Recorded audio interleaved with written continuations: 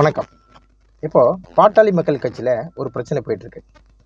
Doctor Ramadoss அவர்களுக்கும் அன்புமணி ராமதாஸ் அவர்களுக்கும் பிரச்சனை போயிட்டு இருக்கு. இந்த பிரச்சனை எங்கே இருந்து ஆரம்பிச்சது அப்படின்னா, ராமதாஸ் அவர்கள் தன் பேரனான முகுந்தன் அவர்களுக்கு இளைஞர் அணி தலைவர் பதவியை கொடுக்கணும்னு ஆசைப்படுறாரு. மேடையில் அறிவிக்கிறார்.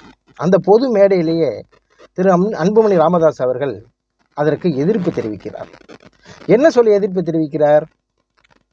இந்த கட்சியில் எத்தனையோ இளைஞர்கள் இருக்கும் பொழுது முகுந்தனுக்கு ஏன் தரீங்க அப்படின்னு சொல்லி ரொம்ப பொதுநலவாதியாக தன்னை காட்டிக்கொண்டு, தொண்டர்களை அரவணைக்கும் ஒரு தலைவனாக தன்னை காட்டிக்கொண்டு அந்த மைக்கை தூக்கி வீசி எறிகிறார்.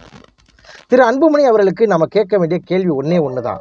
என்ன அப்படின்னா, அப்படியே ஃப்ளாஷ்பேக் போனீங்கன்னா, ஒரு 35 வயதில் உங்களை உங்கள் அப்பா மத்திய மந்திரி ஆக்குறார்.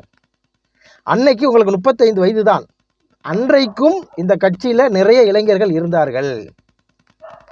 இந்த கட்சிக்காக, பாட்டாளி மக்கள் கட்சிக்காக உழைத்த நிறைய சொந்தங்கள் இருந்தார்கள். அவர்களுடைய வாரிசுகள் இருந்தார்கள். அவர்களெல்லாம் தவிர்த்து உங்கள் தந்தை உங்களுக்கு பதவி தந்த பொழுது அன்னைக்கு இந்த கேள்வியை கேட்டுக்கணும். இந்த கட்சியில் எத்தனையோ இளைஞர்கள் இருக்கிறார்கள், இந்த பதவியை எனக்கு ஏன் தர்றீங்கன்னு அன்னைக்கு இந்த அன்புமணி அவர்கள் கேள்வி கேட்டிருந்தா இவர் ஒரு பொதுநல தலைவராக நம்ம ஏற்றுக்கொண்டிருக்கலாம். அன்று எந்த கேள்வியுமே கேட்காமல் தன் தந்தை தந்த பதவியை காலில் விழுந்து ஆசீர்வாதம் வாங்கி பெற்றுக்கொண்டீர்களே, அன்றைக்கு இல்லாத அறிவு இன்றைக்கு ஏன் உங்களுக்கு வந்தது அப்படின்னு நம்ம யோசிச்சு பார்த்தோன்னா வேற ஒன்றும் இல்லை. இவர் குடும்பத்தில் இருக்க ஒருத்தரை அந்த பதவிக்கு கொண்டு வராமல் அவங்க அக்கா பையனை கொண்டு வந்தது திரு அன்புமணி ராமதாஸ் அவர்களுக்கு பிடிக்கவில்லை என்பதுதான் பொதுமக்களாக நம்ம ஆராய்ந்தோம்னா கிடைக்கிற விடை.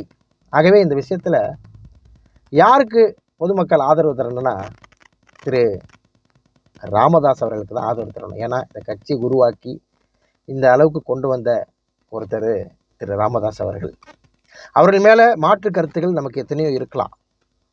ஆனால் வாரிசை கொண்டு வருவதற்கு கூட நமக்கு வருத்தமாக இருக்கலாம். ஆனால் இந்த விஷயத்தை பொறுத்தவரை திரு ராமதாஸ் அவர்கள் பக்கம்தான் நியாயம் இருக்கிறது. நன்றி, வணக்கம்.